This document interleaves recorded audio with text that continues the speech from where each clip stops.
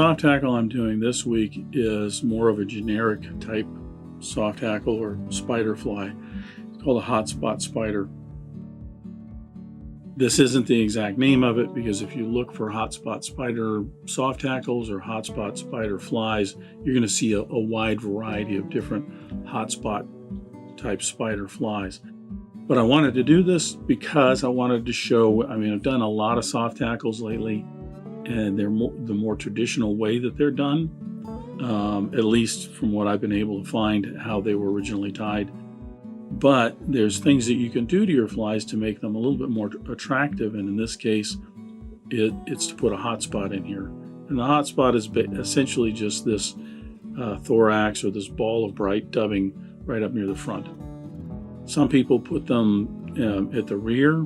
Some people will even use the tying thread in the head. They'll just put fluorescent thread up there. Gives it a little hot spot. So anyway, this is nondescript. It's more generic. I threw this together in terms of just grabbing some materials to do this, to focus mostly on the hot spot. So you can change up the materials on this, what you have, and what you like. That is a hotspot spider, and I'll go ahead and get started.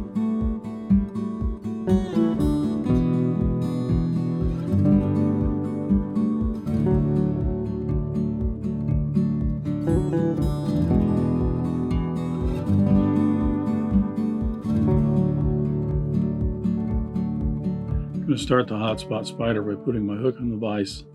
This is a Mustad 3906 in a size 12.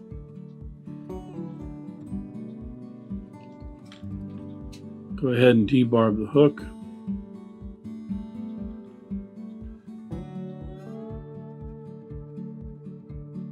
I'm going to attach my tying thread. All I'm using is a Uni-Thread in black. I'm going to attach the tying thread right behind the eye of the hook. And just advance it about halfway down the hook shank.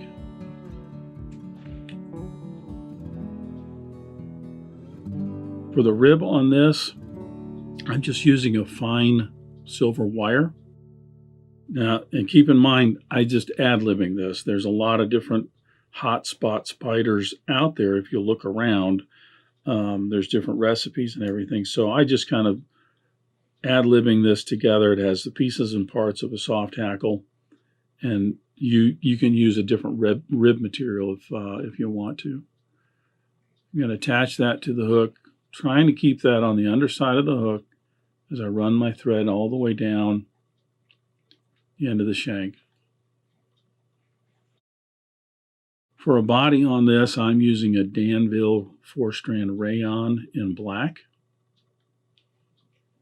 But I'm only going to use 2 strands of the Rayon. I don't need a real thick, bulky body on this. So I'm only going to use 2 strands.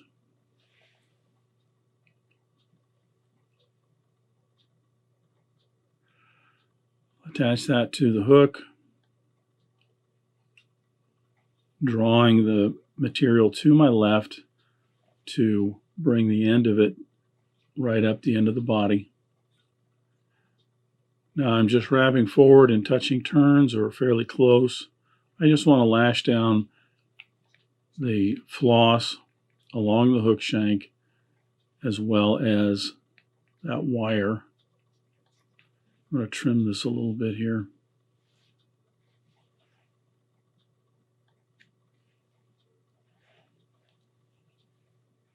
This is just to keep it fairly smooth for an underbody.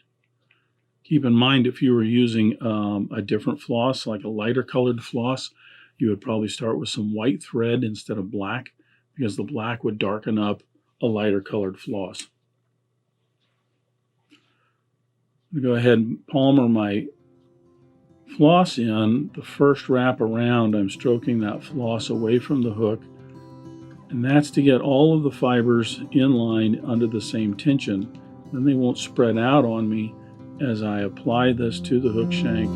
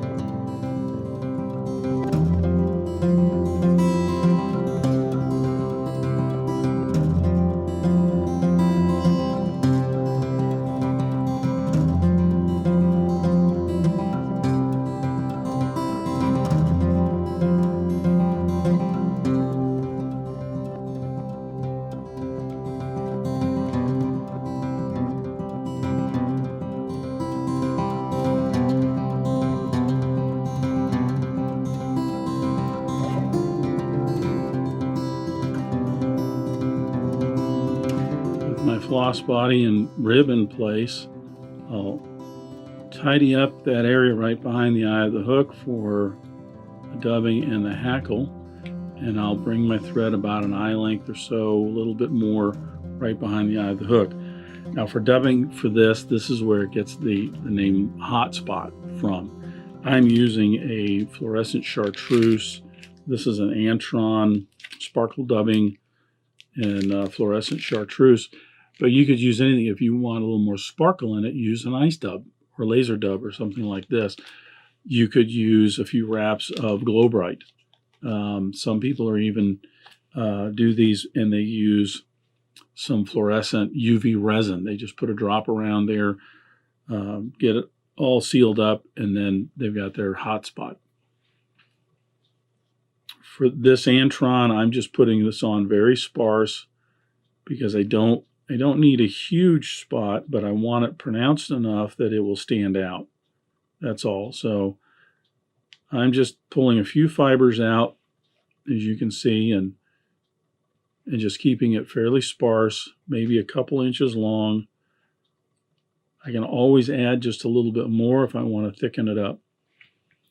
But I'm pretty much wrapping all of that in right at the same spot. I want to leave about an eye length or so, half an eye length behind the eye where my hackle is going to go in. As I said, if needed, I can always just put in a little bit more to make that spot just a little bit bigger.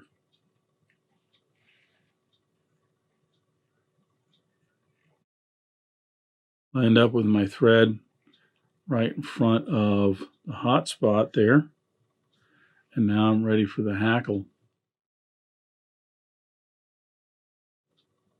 So for a hackle for this, you can use whatever you want. As I said, this is just a generic spider with a hot spot that I'm tying today.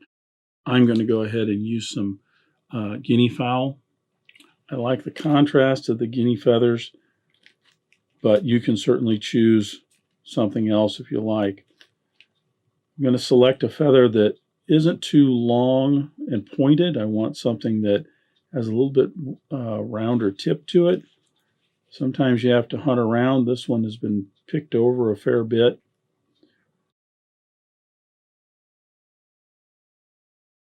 Something with a little bit flatter, rounder tip is going to give you consistently more barbs that are going to be the length you're looking for. I'm going to strip away the longer fibers that I don't need, measuring that down to the point where I have the longest barbs are going to be about the length of the hook. And again, because this is just a spider fly, there really isn't much to this, so we're not looking to have a bushy collar. I'll grab the very tip of that with my hackle pliers, stroking back the fibers and then trimming away the tip. I can anchor that in right in front of the abdomen or the hot spot, and I can palmer that in.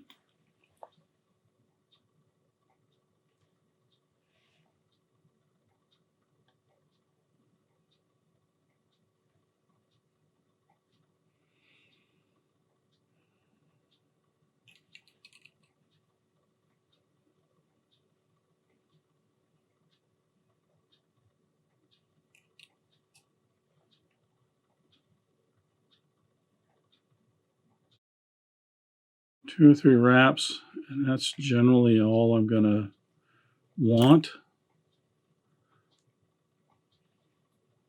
I'll anchor that down as I make the head of the fly, wrapping from the eye of the hook back. I don't need a large head on this, just enough to secure everything, give it a nice transition down to the eye of the hook.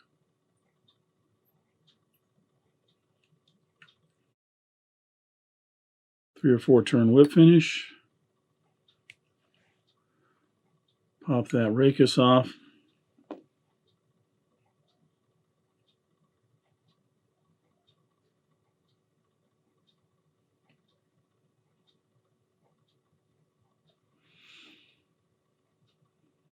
And there is our hotspot spider.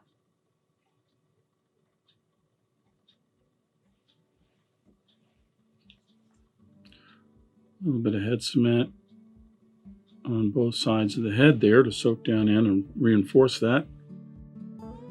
And there you have it. As you can see, this is, a lot of soft hackles are built kind of like this. So when you say spider fly, it's actually a type of fly, a English spider soft hackle fly. And the only thing that makes it really a hot spot is just the little fluorescent thorax. That's it. Some people will even put the hot spot at the tail end of the fly. Maybe it shows up better, I don't know. So it's up to you. But I just had run across a lot of these. It's, I think, probably a more modern variation of the soft hackle fly. I may be wrong there, but there are a number of fun and interesting hotspot types spider patterns out there. So I just thought it would be interesting to do one. So I hope you enjoyed that. That's the hotspot spider. Thanks for joining me at the Vise today.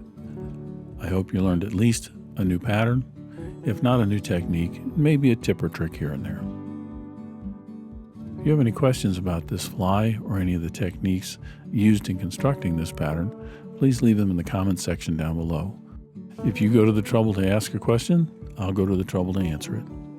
If you'd like to help dressed irons, please share this video with your friends and anybody you think that might enjoy this pattern. Until next time, remember, it's fly tying. If you're not having fun, then you're doing it wrong.